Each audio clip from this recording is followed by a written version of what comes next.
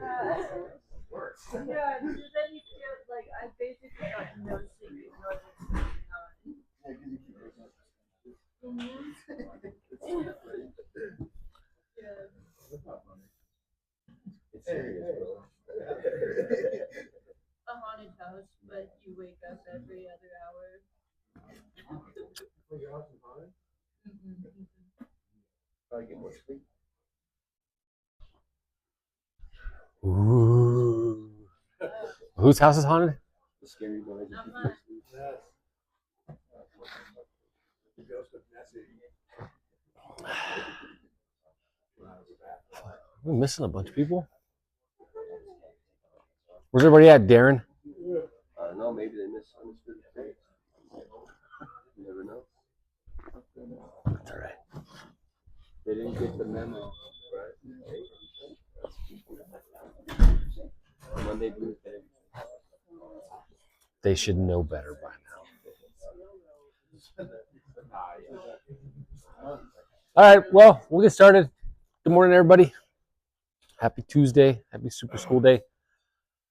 Do a quick recap for Mr. Andrew, and unfortunately Jarrett's going to be heading out, so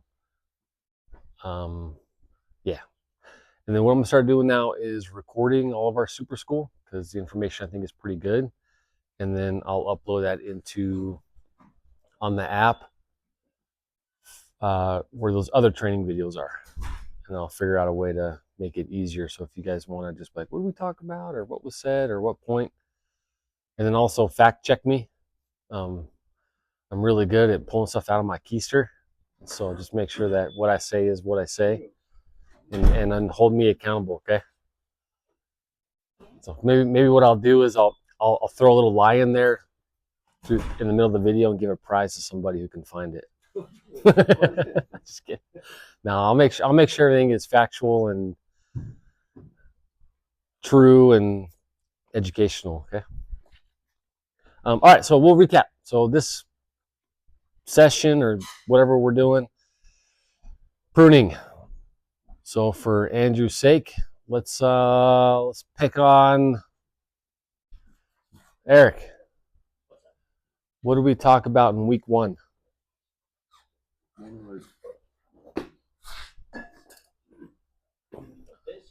Yeah. It was Professor Trevor. Yeah, bud placement and pruning techniques. Okay. What to do and what not to do. Okay. Yeah, it was quite a bit. Bud placement, what to do and what not to do, and pruning techniques. Okay. So why is bud placement important, Mr. Yoshida? You know, if the branches will go back to you and the branches are placement. Say that again. You know, if the branch is still alive and where to cut back to? To know if the branch is still alive or where to cut back to. Absolutely. Okay, good. Yes, Mr. Irving. Okay. Yeah, to promote growth in a certain direction. Now, Mrs. Janessa, how can you tell if a bud is alive or not by looking at it? What were some key indicators?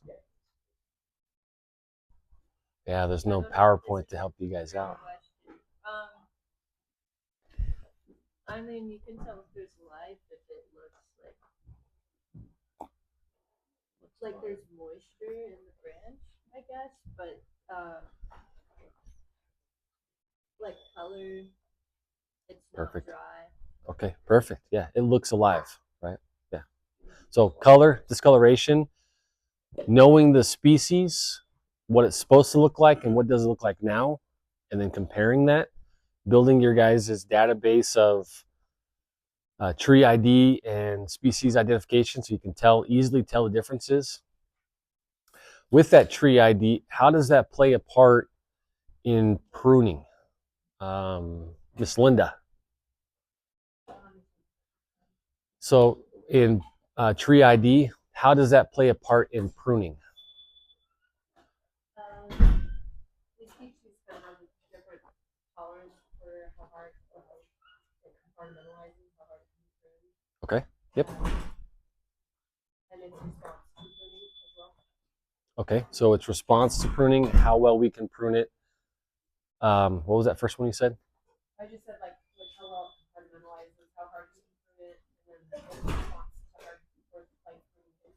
Okay, Whether yep, it grows fast, slow, or sprouts a lot. yep, yep, cool. Yeah, so how it compartmentalizes, how it responds to the pruning that you're going to do, that's good. With tree ID, and knowing its structure or its anatomy, like how it forms, what else can we deduct? Look at that big word I just used. What? Anybody have the keys to 110? Ken and Christopher.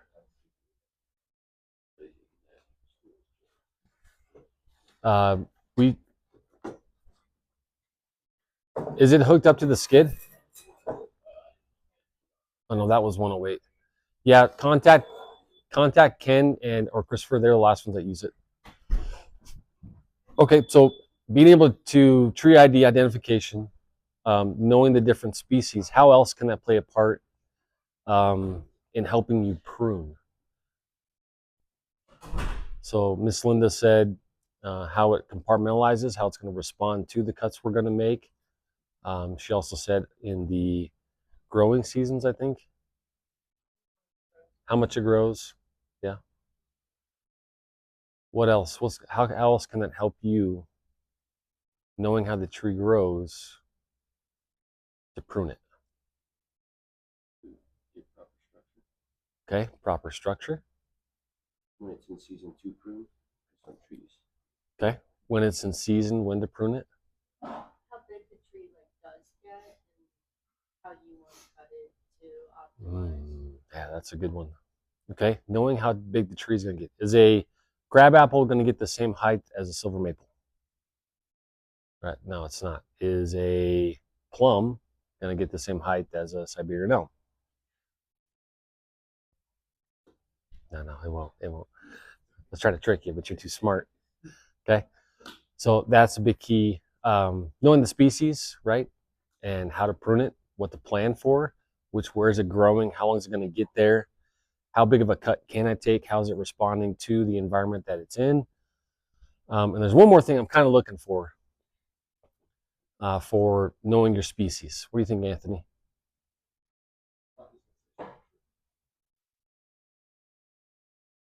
Let's do this. Insects. No, we kind of already covered that. This is more on the lines of, yeah. Nope, we already talked about structure. No pests.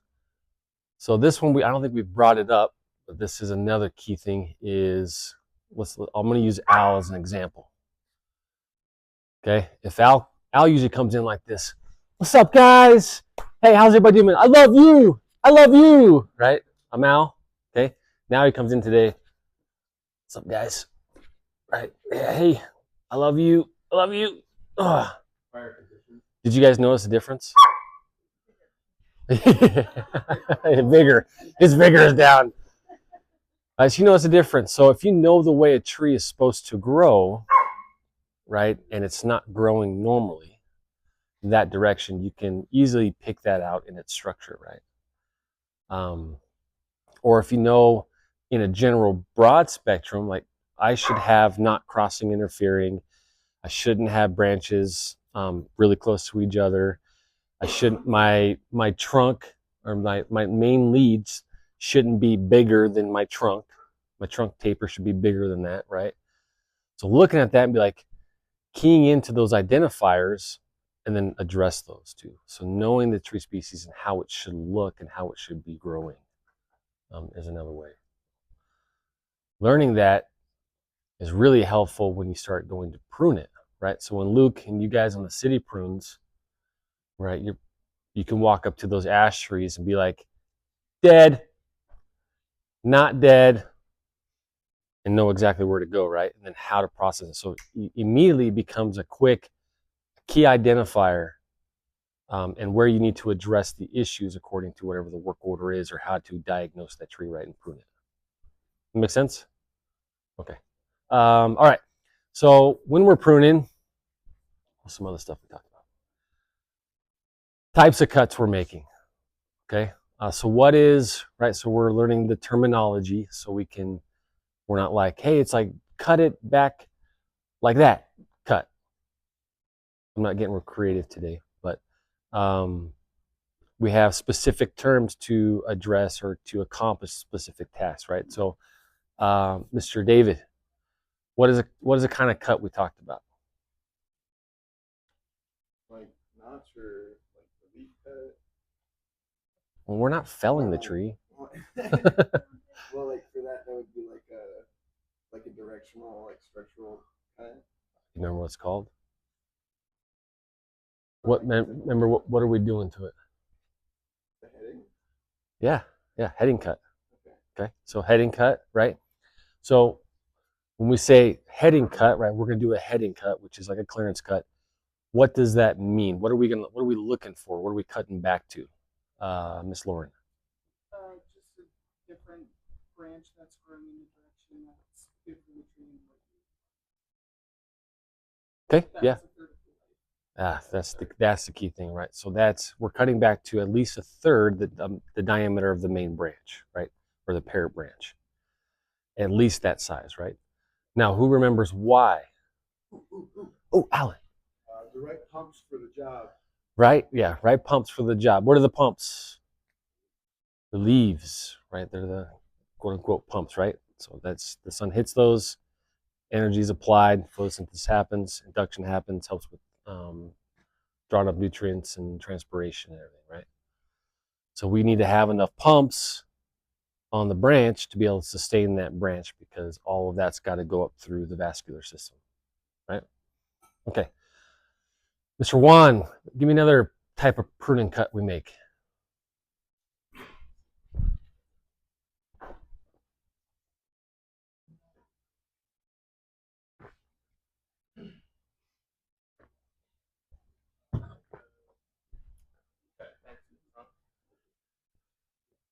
A complete cut? Yeah, okay. That's different. So a complete removal, right? So we're going to cut that all the way back. Pretty rare on larger species, but what about smaller species, right? Usually we want to establish the structure, so we are going to take those branches down below, right? And to help with trunk taper. And then establish those main parent stems where we want those to go in relation to the growth of the tree. Okay, what else?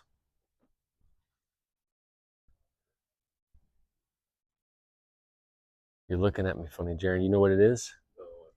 No, what about you? All right. They're different.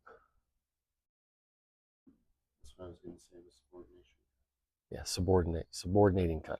All right. So there's a heading cut. So the difference is heading cut, right? We're doing the 1/3 back to a sustainable branch, right? That 1/3. A heading cut, what are we doing? What are we cutting back to? A bud. Okay. A lot different. It's more stub-like.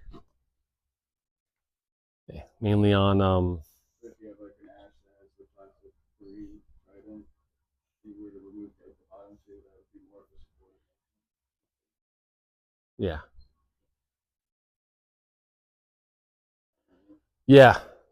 Yeah. So those are all reduction cuts or subordinating cuts or heading cuts. So like on a ash, you have the plastic three. If you were to remove the bottom two, leave it to the one. Would that be more of a subordination? Yeah. So that's not a heading, right? Because you're not cutting back to. There's not a bud here. Okay. Let's see. We do a little. A heading cut is more of subordinating cut. Sorry, subordinating cut is back to the buds. Okay. So it's more for the smaller trees, right? And like for fruit production or for the different types of prunings that we're going to be doing, you're just going to cut it back to the bud. Right? So we would do that. So I don't know if you guys remember the picture he had. Right. That's the cut we're looking at. Okay, so big difference on a subordinating cut as opposed to a. Why is my brain not working this morning? I think I need more coffee. Yes. Yes. Heading cut. Thank you. Yes. Thank you. Okay. Heading. Thank you, Lauren.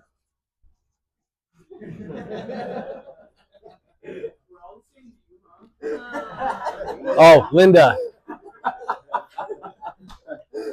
See, hey, coffee hasn't kicked in yet. Yeah. Thank you, Lauren. Thank you. I knew that didn't sound right. All right. So heading, subordinating, and complete removal.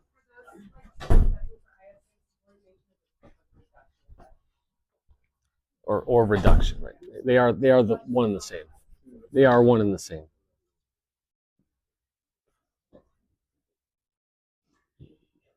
Reduction. Thank you. Okay, that's why my brain wasn't braining. Thank you. Thank you. I saw you over there looking. Yeah. Okay. Heading cut, subordinating cut, or reduction cut, and then obviously everybody says complete removal, right? Right. That's back to the trunk. Thank you. Okay. Heading, reduction, subordinating, and then complete removal. Okay. All right. Moving on. What's the proper distance again for heading cut?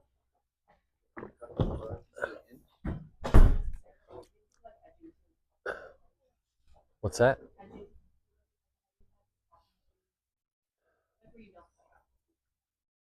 Lombarding and stuff. Yeah, you guys did that a bunch yesterday. So,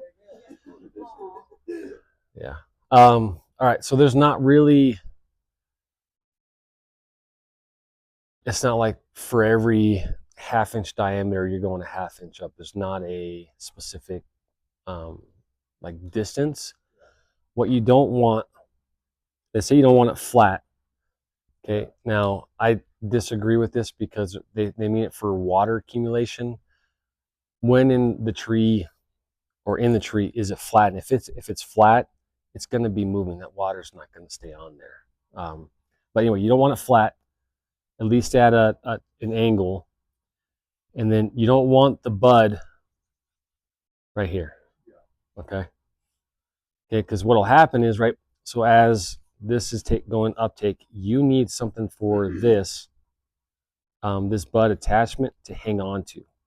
Because after a while, right, this will start to die back, which is what we're going to get into next, which was coat it, right? If the bud is like right there at the end, there's a separation that'll start happening. And this one's doing a super example of that. Okay, so see the separation, right? As that dies back, that separation would be there, and the bud would be sticking on the end here. And as that gets bigger and puts on diameter growth, this could actually break off. Okay, so you want a more for like a structure purposes. Okay, so when you do a heading cut, you want to leave enough room. Okay, like down in here, and smarter people know like exactly why, like what goes on in there, but you want that structure there for that to, because that will stay alive up there. But you want somewhere where as this puts on the meristems, the apical meristems start to grow out, right? And then it puts on the secondary, starts expanding, right? You need room up there for that to expand into. So my question is more like, how much is too much to leave above that? I mean, is it up to aesthetics? It is aesthetics. Obviously, I mean, if you're leaving that, that's not okay. But if you're within that range, it's more of an aesthetic thing. So you do want to get close to it, and you don't want to leave nubs. That'll be bad. So it's not going to hurt the tree. It's more of an aesthetic thing. So there is a fine balance of too much and not enough. So I would err on the side of too much, then get into that like not enough side of things. Because once you cut it, you can't put it back. Yeah. Okay. All right. Clear as mud? Yeah, that was a little confusing. Sorry. Okay. And then I have slides and stuff like that you can look through and some information. So as we move on. All right.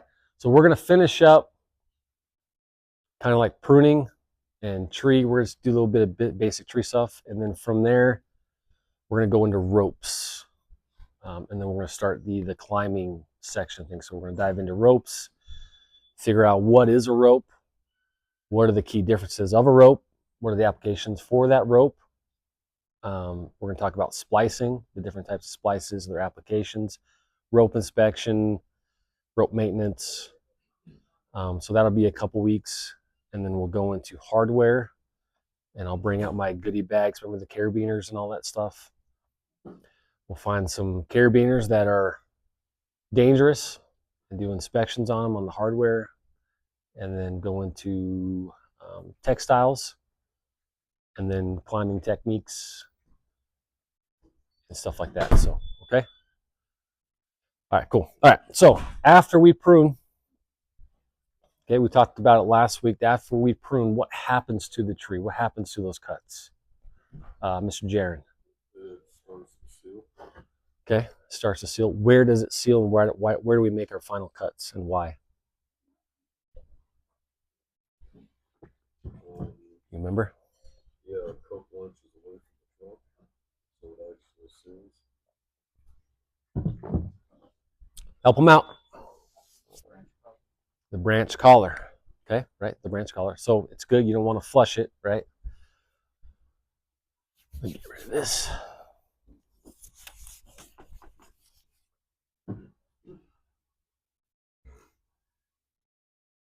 And I was an art major, if you guys can't tell.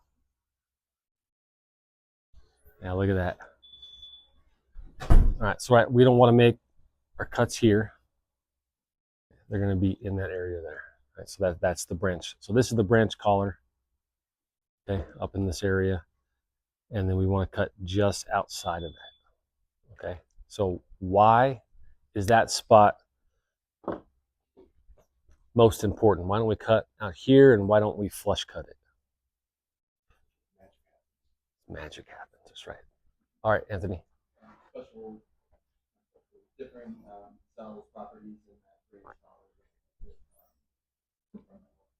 Okay, perfect, right? So there's a branch protection zone that's in that area where the wood is chemically active and more vigorous than all of the other wood.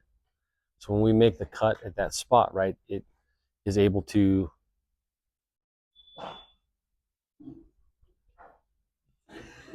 you all right? Sound like you pooped your pants. All right. Anyway, so that's the branch protection zone, right? So there's chemically active chemicals there, right? That immediately once it's cut, seal off that cut that you just made in that spot, right? And then the sealing over process happens immediately. Starts to happen immediately. Some trees are slower than others. Some are really good at responding to that, but it is immediate. And also remember we talked about the environment the tree is in as well, right? So we're thinking out the tree as a whole, even though it is a crab apple, okay, but it could be in a rock bed, not getting any water and full of fire blight.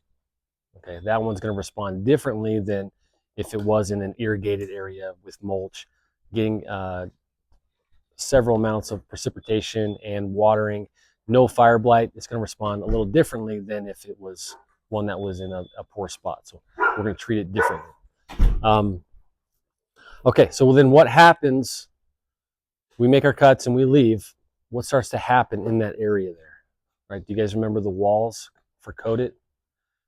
And it's dysfunction.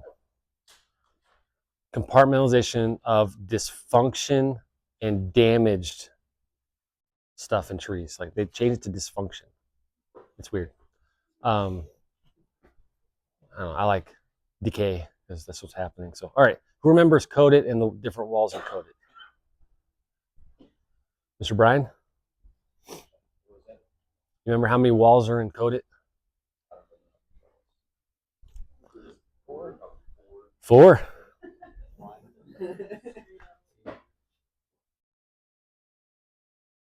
Yeah. You're getting, no, that was 2. No, you're right. 1, 2. Yeah.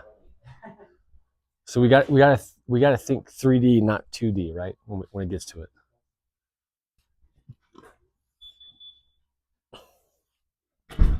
Okay. So wall 1 is going to be, what's that? Yeah, the vessels. The vessels. Ah, yes. I like pictures. I'm a picture guy. Actually, it might be in there.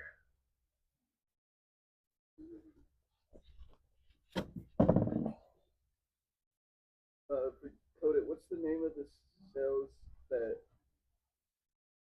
go like horizontally into the tree? Because I thought they were vessels. Ray cells. The ray cells. And then parenchyma cells are the ones that are in there that do the storage of it. All right.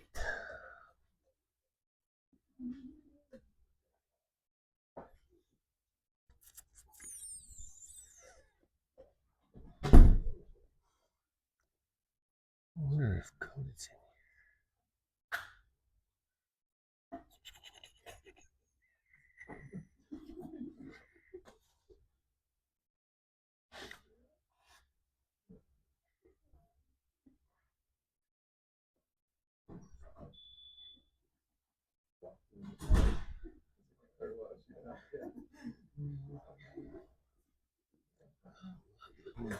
Let's do this.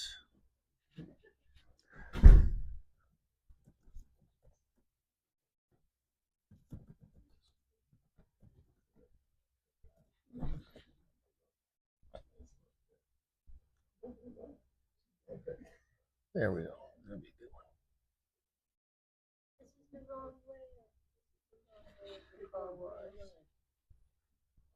Okay. Can everybody see that okay? Yeah? Okay.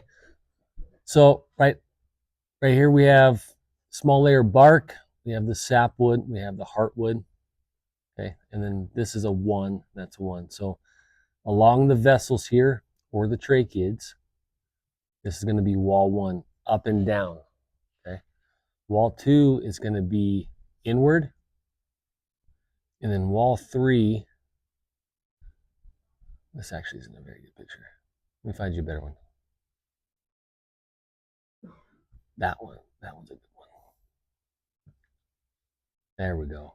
Okay, yeah, this is good. Okay, so 3 is going to be, so here's the decay, right? So 1 is this area here.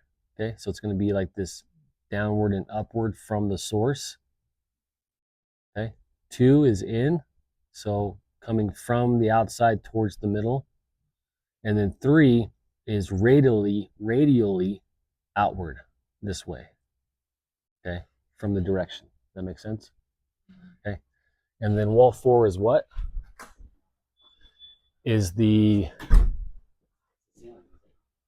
it's the what? The ceiling, yes, okay, it's the response growth behind it, okay? So eventually, right, on a healthy tree, we make that cut, everything's activated, okay? Hopefully, it's in a good area to where it can then begin to start forming over, wall 4 forming over, sealing the wound and all the decay that's inside there. And it's gonna compartmentalize it. Eventually, that wall 4 will graft together, and then it will become, right, as the tree progresses, you can see as it gets smaller and smaller, that little eye will begin to shrink, and then it'll just become normal bark. You'll see a little bit of weird defects in there, but eventually become a stronger section there, okay? Or not stronger, but a normal section in a sense, okay? That makes sense? Okay. Yes, sir. At the same time. Yeah, once it happens, that it's immediate. Now, some trees are quicker at responding to it than others. Now, we're not talking like seconds as far as it starts walling stuff off. The chemical process happens within that, but decay is still going to be in there. and the tree begins to harden itself and to wall off that spread of that, but it takes, depending on the season, the species, some time for that to happen, right? Because as you know, with, let's take an ash compared to a silver maple, okay? If we take a silver maple and make a 2-inch diameter cut, okay, and the same one on an ash tree, okay, on Fraxinus, right, that decay is going to spread quicker than it will in that ash, okay, because we can, once that seals over, if the maple ever does seal it over, once that seals over, right, we can cut that cross section out. You're going to get more spread of decay in that silver maple than you will in that ash. Does decay spread faster up and down? Yep. Yep. And so that's why wall 1 is the weakest wall, right? Because remember we talked about, David, what are these called? What's your, I mean, like classification, like those are vessels. No, Right? no. It's like a heart thing. Trachea. Tracheids, yep, okay. And then these are the vessels, okay? So water and nutrients and the minerals, right, they flow longitudinally up and down the tree, okay? So that's why the decay in wall 1 is the weakest, is because it spreads rapidly through that, because it's growing through that sap layer. It's got ways to travel, right? When wall 2, right, see, we have these individual growth rings. We have barriers there from, remember, what is the outside of this called? What's that made out of? There's two things in there. Lignin and cellulose, okay? So the lignin is that structure, it's the main structure, but it also helps out with barriers from the decay coming across this way, okay? So if I was decay, traveling across this way is a lot slower than if I have a highway to travel up and down through. Does that make sense? Okay, so that's why wall 1 is the weakest, and that's why it spreads quicker up and down the tree than it does in the other direction, okay? It can still travel quickly in and around for wall 2 and 3, but it is quickest up and down the tree, okay? And you get shear crats. More tracheids and vessels. That's why they don't. That's one of the reasons, yeah. That's one of the reasons, yeah. So that's why knowing tree species, what type it is, right? If it's a deciduous or an evergreen, is going to make a difference on how it compartmentalizes the damage that we do to that. Because technically, right, remember we talked about that guys at ProGreen said, we're hurting trees when we prune them. I mean, we are cutting things out that it put on to sustain itself. So now it's losing all of that stuff that we're cutting, okay? And it doesn't have that there. And I forgot where I was going with that. Do one of these things. Okay. Word. Yeah. What's that? Are you trying to compare that to like the nature stuff? No, I forgot where my brain was going.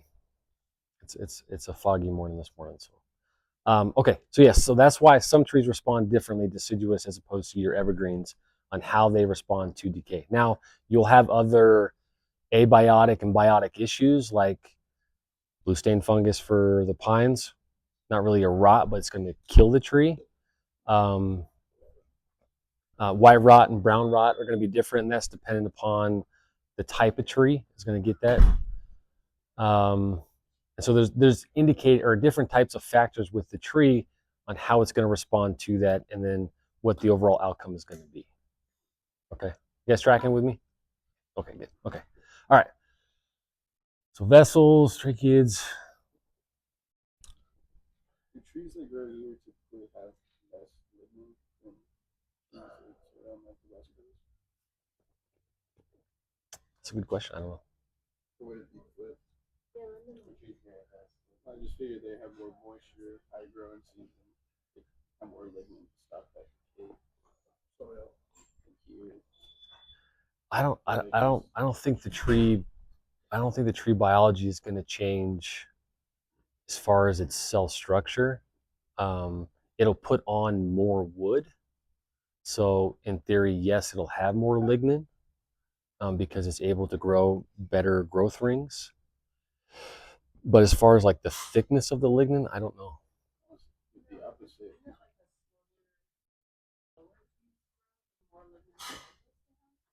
So we would have more here. We have tighter rings. So denser was, but that's also specific to the species. So if you have a valley oak, right, growing California and growing here, which one's going to have more lignin? It's still a valley oak. So the growth rate is different, but he was asking about the lignin, and I think the lignin fitness is going to be the same. That would be my guess, but I don't know. I don't know. Is the opposite in a more? Well, I meant thickness. The thickness of it as individually, not as far as the amount of lignins there, but the thickness between the tracheids and the vessels. So yeah, I don't know. I would say it'd stay the same. Yeah. Yeah. Yeah, I don't know. That's a good question. Okay, so yeah, as we recap, so one of the key things in pruning is not just looking at the tree and going, you got to go, you got to go, you got to go, you got to go, but also it's encompassing the entire surroundings and taking that all in as the tree is on an individual basis, right? Because we have Siberian elms on that side and Siberian elms on that side. And even though that's a short distance, the growing environment on those over here are going to be way different than those over there, okay? These ones could be next to a parking lot. So we have soil compaction. We're going to have no irrigation, native area. The ones over here could be next to a garden bed, no soil compaction, nobody's driving over it. So it's going to be a different growing environment, okay? And then same as we travel, right? Some boys are going to go down to Canyon City, and then some teams are going to go up north, up to Monument, right? Completely different zones. They have microclimates, different types of precipitation, wind, outside or abiotic elements that are going to be put on the tree. So we have to take them as individuals and prune according to site specific. Okay, so that's a key thing I want you guys, of all the tracheids and vessels and wall 1, 2, 7, and 8, right? Really looking at the tree as itself, and then how are you going to accomplish the task that's on the work order to be able to prune it accordingly. Cool? Any questions? No, you good? I think lignin stays the same, so we're keeping it there. In the thickness of the lignin? Ah, okay. Yeah, and it's based on like latitudinals, like climate and water, environmental stresses like wind. Okay. Okay. Lauren's got your back. No, Linda. the lignin composition changes, but I don't know if that goes in with thickness or if it's just Yeah, mass-wise, like if it, just the type of lignin that's within the. because I would think the available nutrients and minerals that are there would affect that, but would that affect on how thick that's going to be? So it is a good question. The reason why trees are better at compartmentalizing is because they can grow faster in better climate. So for instance, here in Colorado, okay, we have 2 silver maples, okay? They're notorious for what? Kenneth? Kind of included bark, right? Decay. All right, that's what they're notorious for, right? You can get a mature silver maple and only have like 2 inches all the way around it, and the entire middle of that base, the base of the tree, is completely rotted out, right? They're notorious for that. Now, you take a silver maple and you put it in unirrigated, next to asphalt environment, and then you have the same silver maple over in a nice property that gets regular irrigation. Tall Timbers does their deep root fertilization and winter watering program, right? They do structure pruning and take care of it. Okay, that tree is going to wall off and respond to those cuts and that decay faster than that other one in that other environment. Okay, same species, same climate in a sense, but its availability to be able to compartmentalize is completely different than the tree across the street. in the parking lot. Same species, same pretty much area. The only factors is its environment and what it's growing into. Okay, so on that, right, I can, if I needed to, I would be confident taking little bigger cuts as opposed to the one that's in the parking lot. I'd be really hesitant. Even like a 3-inch cut, I'd be hesitant on that. I've seen 3-inch cuts and 2-inch cuts on silver maples where you go back there a few years later and that branch has got to go, and that decay is feet away, up and down from that cut, and it stemmed from that cut. You can tell from that. So those cuts have long-term effects that we don't see immediately, but we need to take into account when we're pruning those trees. Do I need to make that cut because it's easier and I'm there? Or should I go out and just do subordinating cuts or reduction cuts and save that branch and just accomplish the clearances that I need to do just by doing a little bit more work? Okay. What's happening like when you make those cuts and that's already decayed on the inside? If it's already decayed? Yeah, it's clearly already that whole, there's no obvious signs of. If the branch was still alive, unless it had like shear cracks or because sometimes you get like squirrel damage or hail damage on the top of it, so the top of that branch will be decay. That decay will run down into the heartwood. If it's healthy and you make that cut, I guarantee a few feet above or below, there was a wound that was there, and it traveled down. Okay, so silver maples are awesome. Like, I think they're a great example of structure, the tree, that it can withstand, as far as like you'll cut one down and be like, how is this thing still standing? Like, this is impressive. So that's where you get into like engineering and the difference between a cylinder, right, and then something that has a small opening on it. And the structural stability of the cylinder is pretty impressive, because you think about the wind and the elements that's pushing on that tree, and it's still standing, and it's a big one, and the entire middle is rotten out, but it's still healthy and it didn't crack and didn't fall over is crazy to me.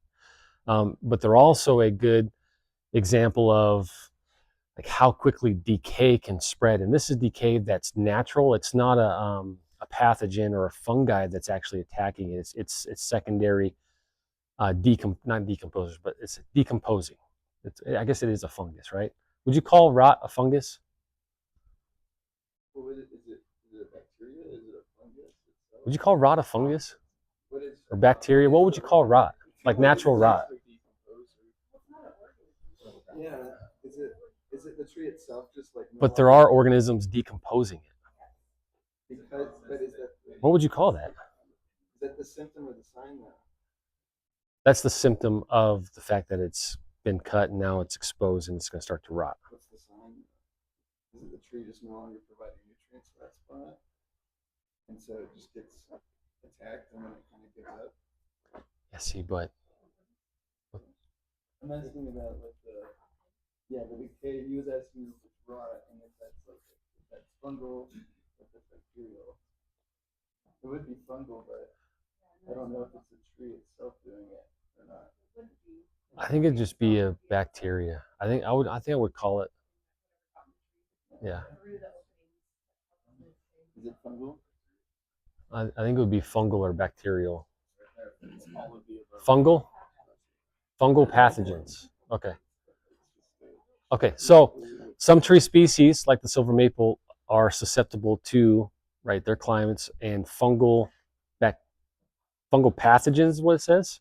Okay, fungal pathogens. Okay, that because each wood species is different. Like the wood on a maple is different than wood on an ash. So depending on the type of fungal pathogens that are there to speed up the decay process, some trees are able to seal those off. Like, you can't get blue stain in deciduous trees, right? Blue stain doesn't thrive in that, right? So same thing with the fungal pathogens, right? Some pathogens can speed up the rot within specific species as opposed to other, and that's why that spread is so quick. That answer your question? Okay, that would be my guess. Yeah, cool. All right, any other questions? There's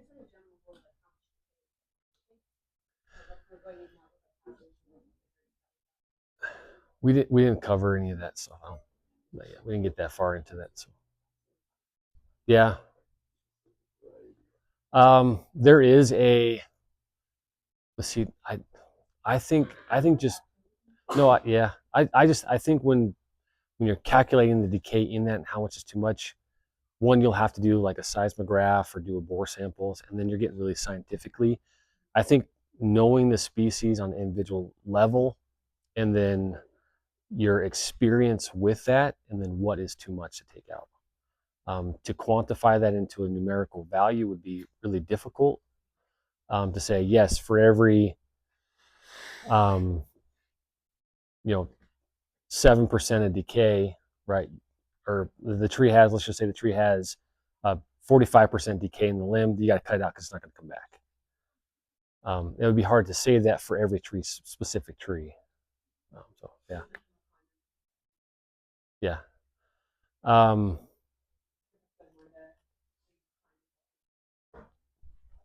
Yeah, doing your inspections and looking for things that can come apart, and that's where I think just learning the species, the environment, and then how they've responded to prior prunings or issues. You always do a load test too. You feel it. No, those are expensive. They're like $15,000. Yeah, they're expensive. Yeah, because it's not the device you're paying for; you're paying for the program. Yeah, resistographs. Huh? Yeah, yeah. Well, and 10 years of experience. Yeah. Anybody can hit with a mallet, but knowing what's going on is a little different story. So, What about for like white rot, brown rot? okay. Slightly. Yeah, good question. So, yeah, good question. Where do we start with that on a level you guys we can track with? So, being a goober. Okay, so brown. Yeah, we're not talking about the human. Yeah, white rot and brown rot. So this is the way the tree and the cellulose and lignin break down after either an event or damage to the tree, or sometimes it can be just within, like you'll get some mature pines that it just starts coming up through the middle and the heartwood. Okay. The difference is, now I don't know the species wise or what it is, but some trees, the white rot, you're gonna have, what species got really good white rot here? The cottonwoods, yeah. Okay, cottonwoods. Okay, so cottonwoods, right? We made a cut, and then you pushed in the middle. It was soft and punky. Okay, it was really squishy. Okay, so that would be white rot, right? And it looks white. The difference is that rot is breaking down the lignin, which is the outer walls of the vessels and the tracheids. So you're left with basically like a spongy, gooey kind of stuff. Okay.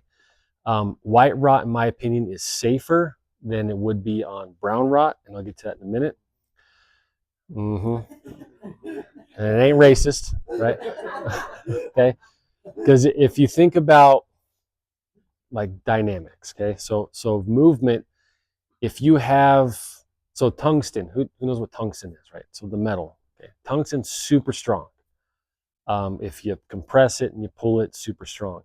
But the second you start adding dynamic movement to it, it's really brittle in that effect that it'll actually snap.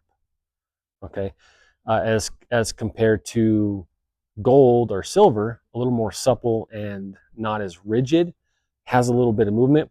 You can go like that with gold a lot more and not get that violent snapping as if it would be in tungsten. So think of white rot as your gold and your silver. Okay, it's going to be a lot more flex, a little more. I'll show you pictures. Why not? A little wigglage, right?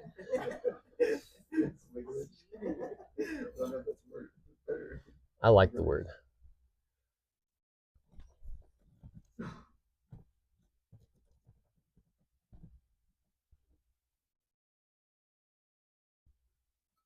pictures.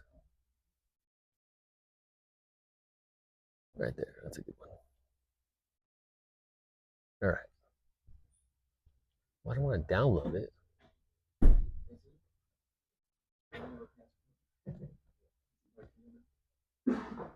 Undocumented brown rot.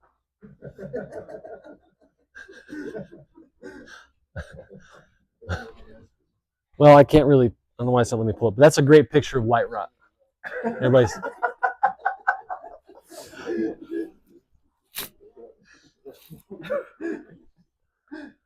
Hey, none of that. I'll get inside Lauren involved. Oh. Okay, that's a great picture of white rot. So if you were to, just like with cottonwoods, right? If you were to go and you push it, it'd be really punky and wiggly. That's white rot. So that's just the way the tree is breaking down with the different pathogens, fungal pathogens that are in there. Okay, so the lignin is being removed, right? You're losing the cell structure. It's dead tissues, dead cell tissues that are in there. It's non-functional, so it doesn't. The only thing that it provides for the tree is just support, basically. It doesn't have anything, any value to it. So if you see that, right, as opposed to brown rot, right, you can kind of determine that, okay, this tree is a little safer, right? It's still gonna be dangerous because it's got rot in it, depending on the size of that. It's gonna be a little safer than if we were to do brown rot. So brown rot is going to be obviously brown, but that's where the cellulose, that's the cells that are the cellulose that's in there is going to be broken down, and all that's left is going to be the lignin. Okay.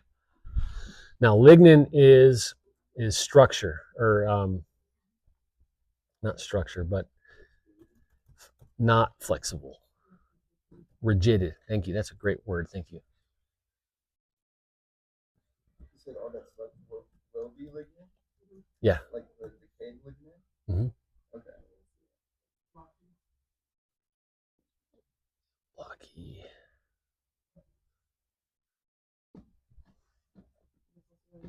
No, I want the picture. I want stocks. The brown rot market is down.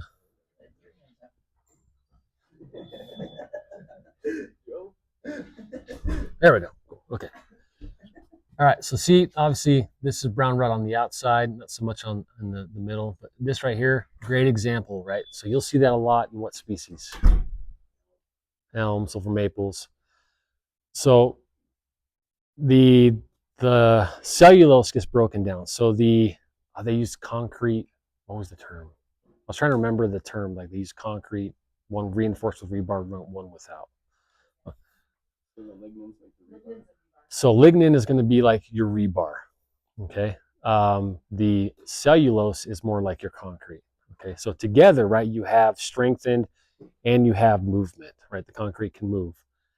That's not a good example. I don't like that example. I kind of like my ring example. Okay. So if you were to take lignin, as it breaks down, right, it usually breaks down like little clumps. You guys ever, especially in pines, right, you're able to grab it in chunks, and when it fluffs off, it gets everywhere. It's hard to rake up. It's a pain in the butt. That's going to be the lignin that's left over in the tree.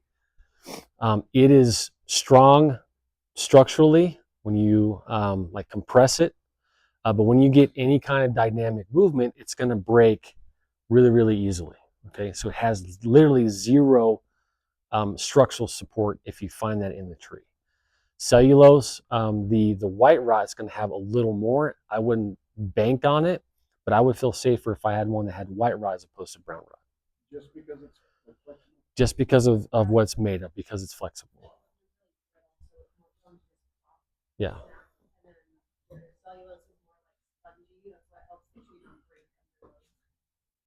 Yep. Yeah, neither ideal, yeah. So, and that's where we can get into,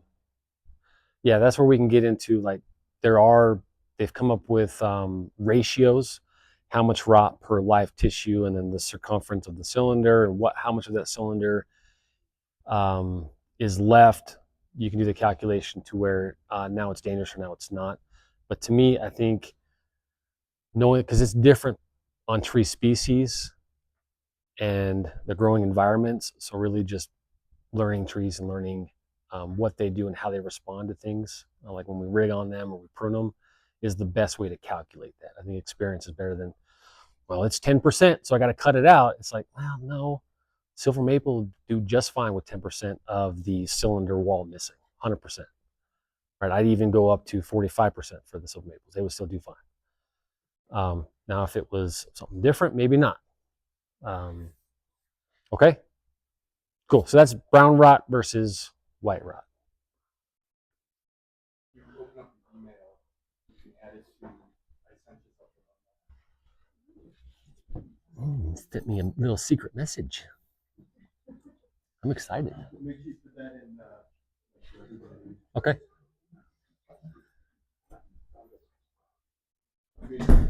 Scout. Who's that stud right there?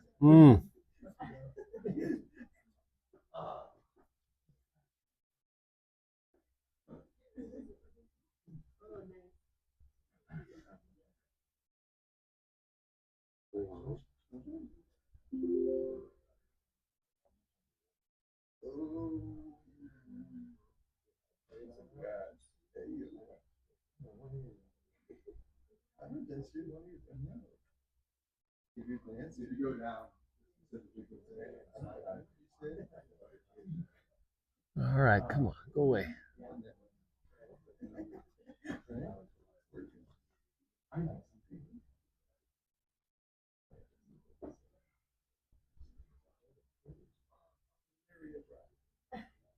love our malaria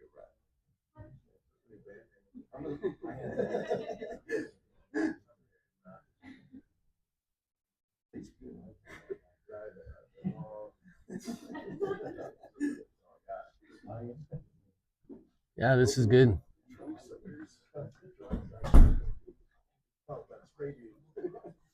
How far down do you want me to go? Oh, I was like, what am I looking for? Okay. Yeah, that's good. Cool. Yeah, I'll share that in the WhatsApp, and then I'll put a link for it eventually into the app so you guys can refer to this. So definitely something to look into and to pay attention to, especially so.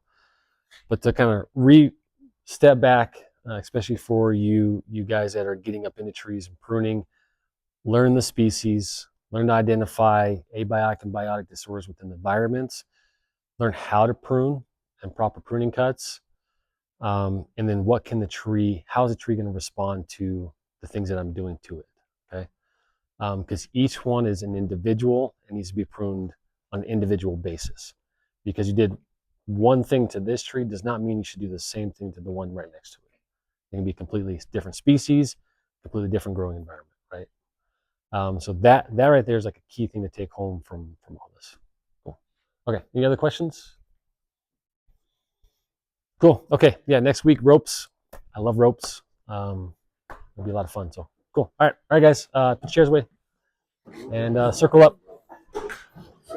Like, I found this cottonwood I was in a while ago. Yeah, that's bad. Super bad. Those laterals are really bad. So that lateral cracking, is that white rot or brown rot? That's going to be white rot. The lateral cracking, the type of cracking doesn't determine the type of rot it is. Okay. It just determines how it broke.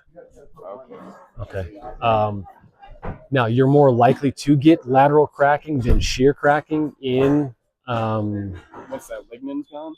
Once that lignin's gone. So there would be a difference between the brown or the white, but you can still have white rot and have those lateral cracks and shear cracks. So, but anytime you see the lateral crack, I would be super cautious. That was a pretty scary one. Yeah. When it's vertical, like the shear cracks, I mean, all day long. Yeah, but it's separated. It's like somebody went in there and made a cut. Like a bunch of holding wood on the outside.